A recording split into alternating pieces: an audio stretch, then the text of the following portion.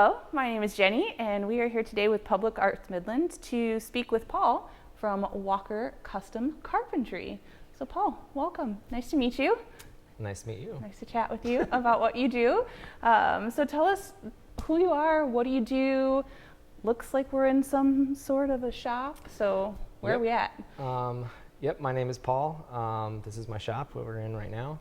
I build custom cabinets and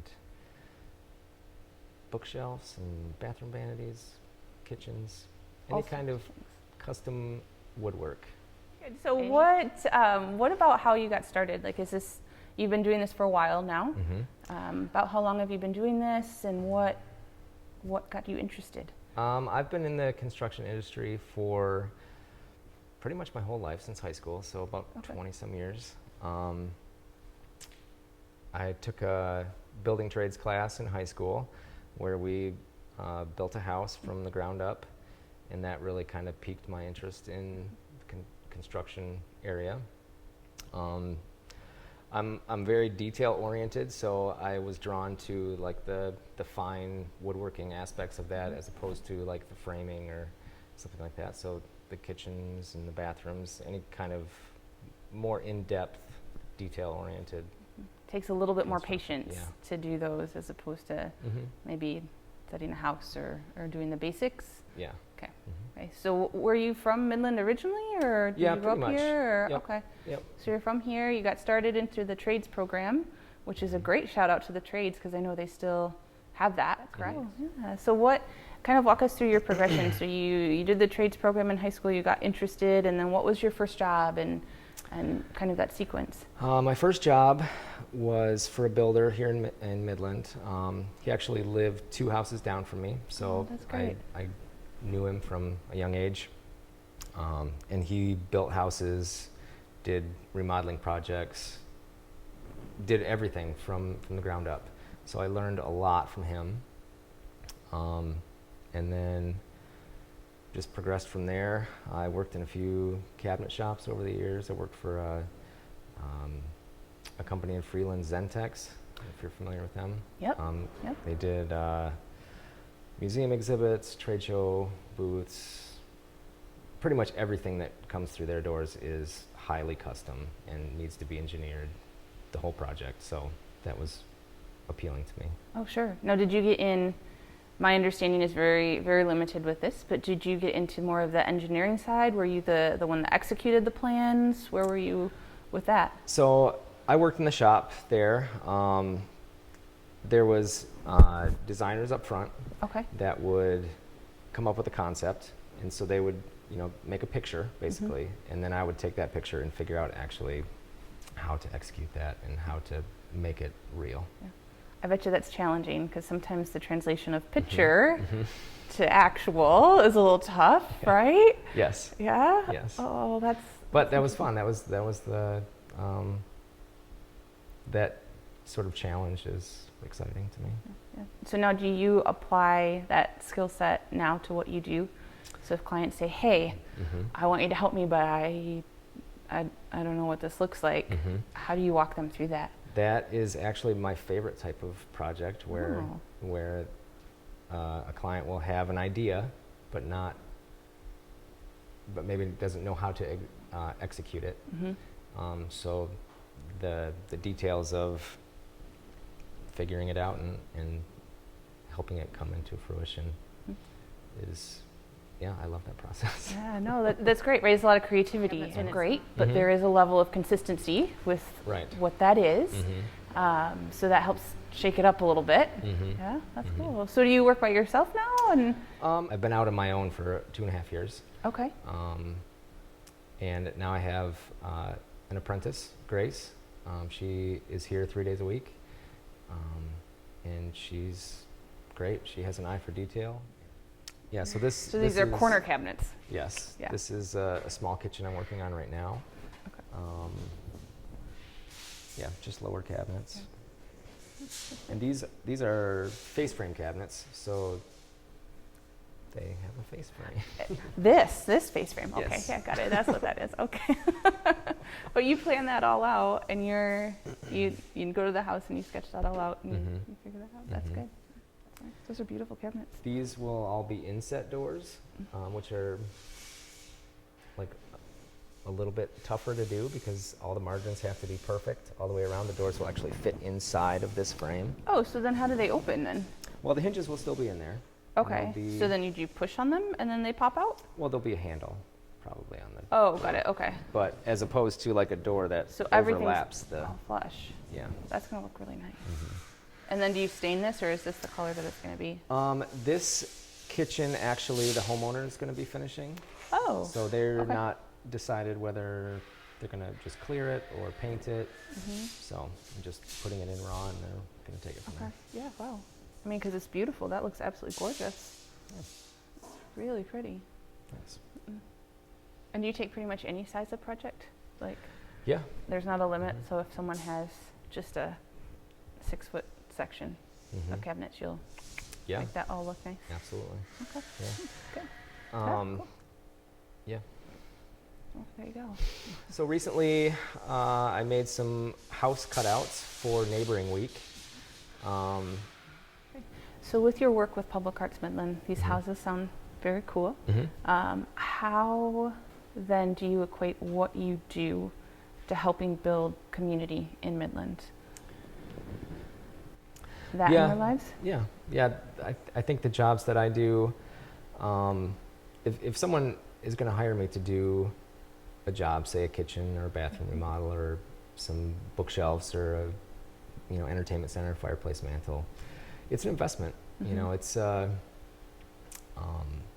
It's not just going and buying something off the shelf at a big box store. The custom woodworking it's an investment. And so I think that I try to take their ideas and help them express their style for this piece that will be in their home, that they'll see every day. How do you see what you do as an art form? You've talked about the detail, you've talked about having maybe a little bit more patience than the average person in terms of getting this to go together, but how do you see what you do as art? I think anything that anyone spends time on and puts a little bit of passion into could be considered an art form. So, I build things, I take raw materials and I cut it, shape it, assemble it into a well-designed piece of furniture that will have a purpose.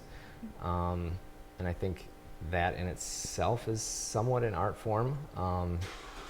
But anything that anyone does with passion could be considered an art form. And you love what you do. Yeah. Yeah, it's very clear that you're passionate about it. Is there any one key element of what you do that, like, yes, this is what either drew you to it or what continues to fire that passion? I enjoy most every project that I take on. The big thing that I think the one thing that I enjoy the most is being independent, being on my own, and not just showing up to a job and putting hours in. Creating this lifestyle for myself is that's what I enjoy the most. So your art gives you a sense of freedom. Yeah. Really, a little bit more flexibility of your schedule, a little bit more control of what's happening on the day-to-day for the project. That's beautiful. That's perfect. Well, let's circle back in on Public Arts Midland for a minute. You've built those really wonderful houses that were around for Neighboring Week. How else are you involved with that? How else are you sharing your gift? So recently, I was invited to be a part of the Public Arts Midland group. And in that group, we decide and plan out public art throughout Midland, and especially, I guess, Midland City. And that's really fun to be a part of. Any great ideas that you have for the group? Anything that you're going to share with them, or how you can impact community building? Because that's one of the key goals with Public Arts Midland, right? Is how do you build community through art and shared experiences with art? So how do you see yourself impacting that? Well, I like to just be a part of that group and facilitate any needs that I'm capable of helping with. I think public art is important. To see a pop of color on a wall when it may be unexpected, I think that gives a sense of not just mundane everyday life stuff, but like, oh, there's something cool to look at that's just fun and maybe a surprise. Maybe inspiring. Yeah. For people. A little bit of unexpected on there. Yeah. Perfect. Great. Great. Awesome. Well, if there's no last thoughts, Paul, thank you so much for joining us, and yeah, thank you. Thanks. You rolled with it because we did not.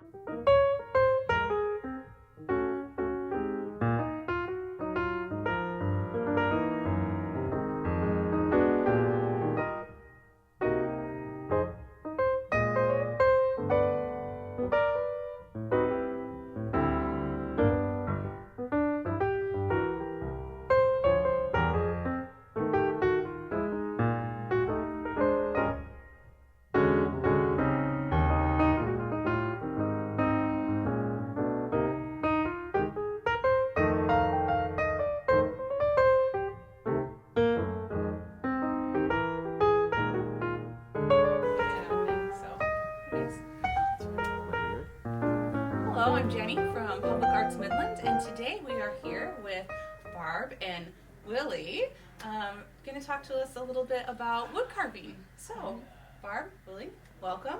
Thank you. Thank you for having us. Yeah, absolutely. It's wonderful, and we get to show off all our friends and what they do and what they enjoy. Exactly, and we have lots of footage that we'll be showing with the different talents in the arts, and Yeah, there's so much here. So much here. So, Yeah.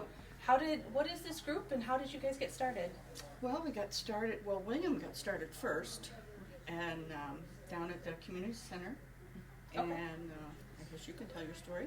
Well, my son and I were looking for something to do in the wintertime, and Al Case had a once-a-week thing at the community center, and so we decided, well, we'll take that, just this carving thing, to teach you how to carve. And we enjoyed it fairly well, and when the wife saw the stuff we were actually making, we started out with a little boot thing, That was fun.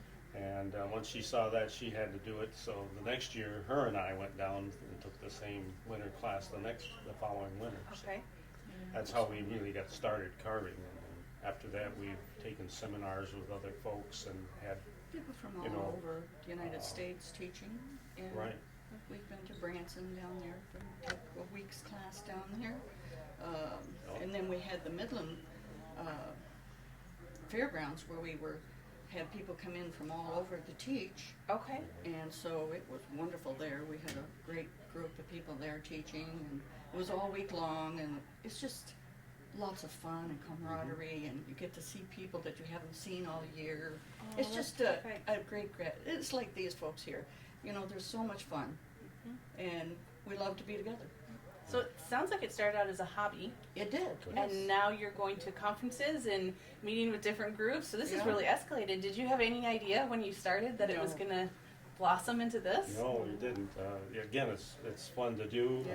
and the people are enjoyable to be with and stuff. And, You were thinking. at our seminars in Midland, you'd have 100, 150 carvers of different varieties that would come Oh, in. yeah. So this is very small scale. You got 10, 12. You can imagine 150 of those. Absolutely, coming in in one all spot. different skill levels. So you have Correct. beginners and Correct. with absolutely advanced. I used individuals. to teach Okay. for a while. It was fun. So we'd have like 10 experienced Yeah. instructors that were, like you say, the experienced carvers that were teaching a group of 10, 12 people at a time. So it was really spectacular in comparison to what we. And watching people grow with their art Yep. and having so much fun. And so many of the gentlemen that were just retiring didn't know what to do with themselves. We encouraged them to just come and see what was going on. They'd get hooked, and then you give them a knife and a piece of wood and just show them different techniques. it's amazing what would come out of that, and the work that they would do is just unbelievable. It was so much fun. So it really gives them an outlet. It did. A lot of these people just needed something to do, to keep their minds busy, something. And like we say, you sit down with a piece of wood, and it's amazing how much time goes by so fast. Yep. And you wonder, you look up, it's dark out, what happened? You know, you're so busy with your piece of work, time just, it's just fun. So it allows you to focus that energy and gives you a sense of purpose almost It does. Yep. in what you're doing. And, you know, just watching them create things for their grandchildren or their children, you know, and something that they can pass Christmas on gifts. to them. It's fantastic for them. Well, and that's what we've heard when we were talking with the group is a lot of them aren't making it to sell it. In fact, one, Raleigh, was very, very firm, and as soon as I start to get a commission piece, it loses all of its joy It for does. me. Yeah. Becomes a job then. Yes, a job instead of hobby. So Right. you guys sound like you find the same thing. Yes, Yep. we Doing love it to for fun. create for people. And to be able to make a small piece and to give it to someone and see the joy in their face is so much, that's more rewarding than anything. One of the questions that we typically ask is how you feel your art form impacts the community. And it sounds like you're touching on it a little bit, but is there any more detail that you'd want to, Well, how you view this as impacting? just watching people enjoy this and have a place to go, something to enjoy, and the camaraderie of other folks. They don't feel alone. They've got, you know, They've got a got a place purpose to, and they've got a family. Yeah. Yes. And we all love to help each other. We bring ideas to each other. Anybody is in trouble with a piece, we all kind of get together and give our little, well, maybe try this, or, you know, and it just keeps them going. Yeah. So that they won't put the piece down and forget about, no, try this.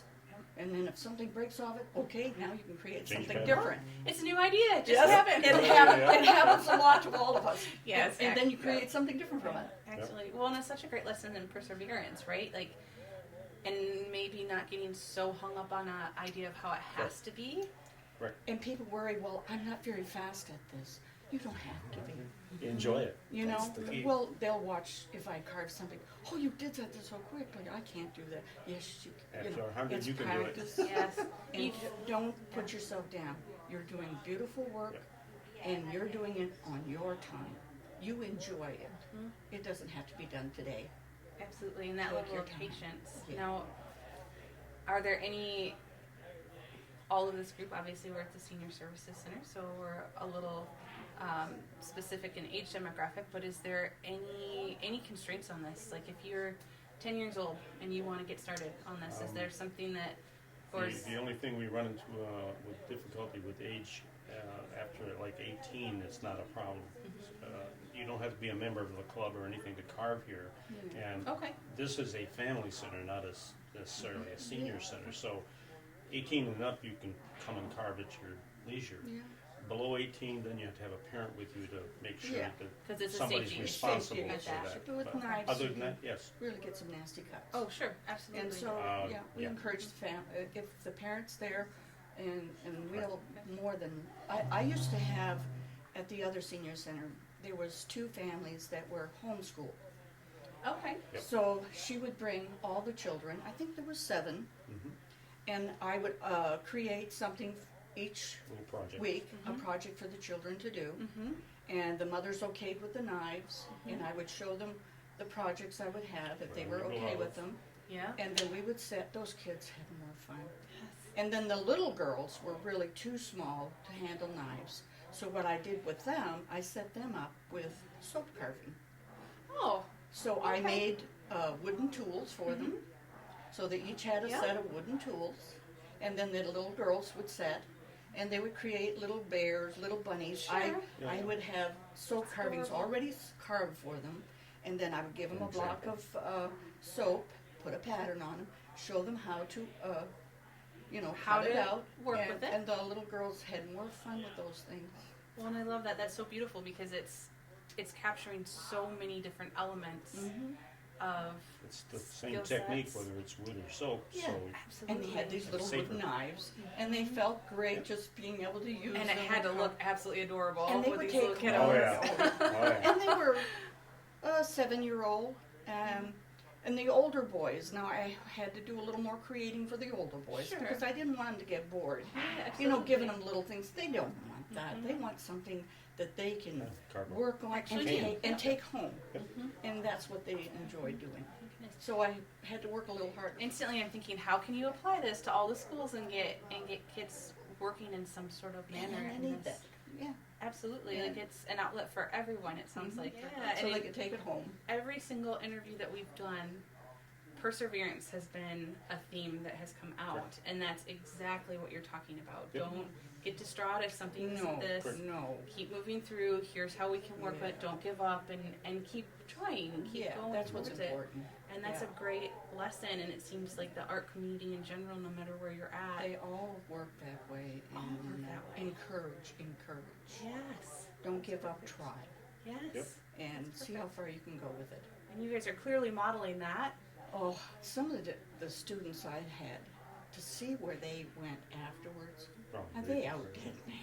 But it was so wonderful to see how well they did. And you were just a piece of that. And it was, And it inspired made to me go feel on. so good. I'm always there to help them if they need help. Especially new That's- people coming yeah. in, we try to get them started showing them how to handle the tools. We keep tools here Designs. to make sure there's always something. Pieces of wood, small pieces of projects. So if someone new comes in, like safety gloves and Oh, thumb sure. guards and things like that. So I'll set them down with a small little piece, a boot or a little dog or something, just for them to get Or a the Christmas feel of the tree. wood. Because it's really, with the grain and stuff, I teach them that the grain goes so many different ways. If you try too hard this way, Or you're the going to break a basics. piece off. Yeah. So just teaching them little The tricks, basics. the basics Yep. to it, and how to do the cuts so it's safe. And I just let them go with it. And if you run into trouble, holler at me. Yeah. I'll come over and I say, well, the first tool in your box will always be your pencil. Yep.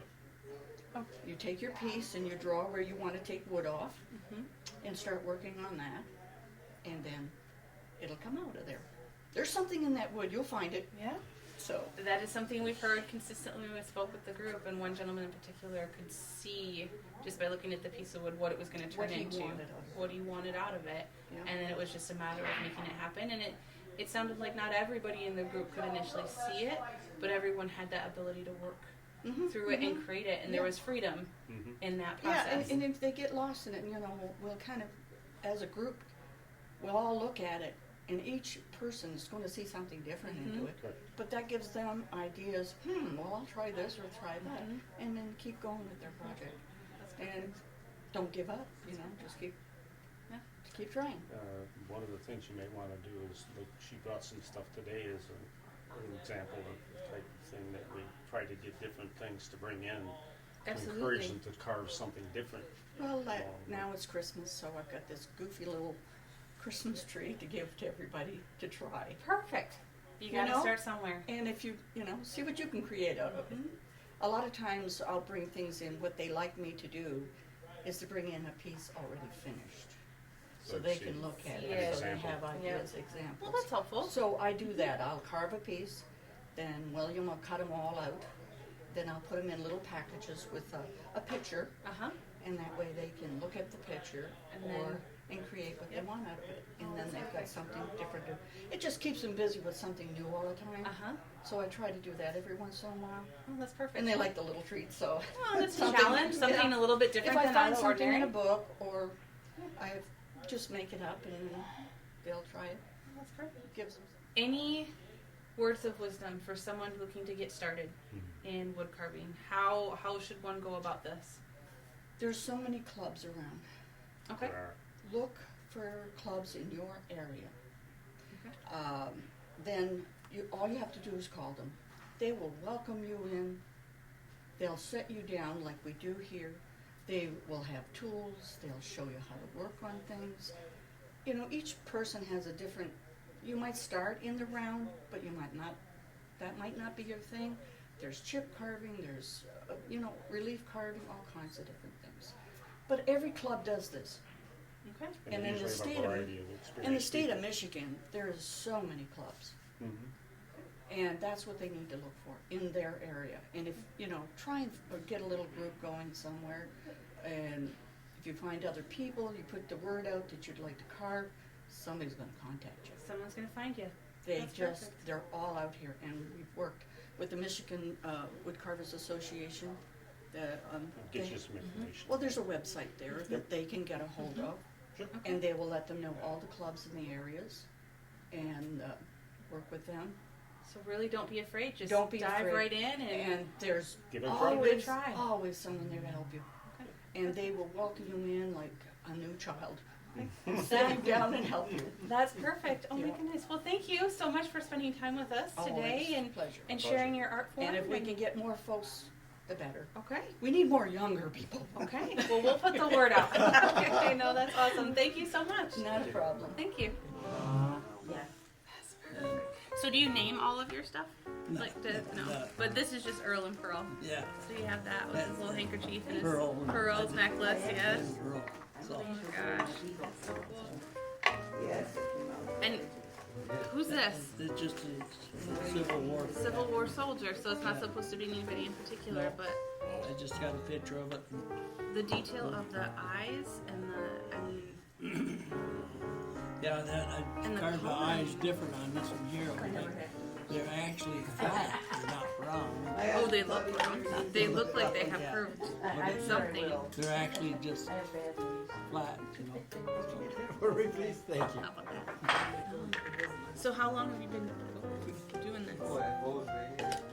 Been carving? Yeah, how long have you been carving? I went to summer camp.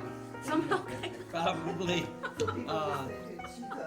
50 years old. They had a carving contest. Okay. So I entered it, and I won the carving contest. Well, I got a model airplane For winning the carving contest. Yeah. Okay. I've been hooked ever since. Well, yeah, you're winning right out of the Yeah. gate. Why? How could you not be hooked? Carving has just been part of my life.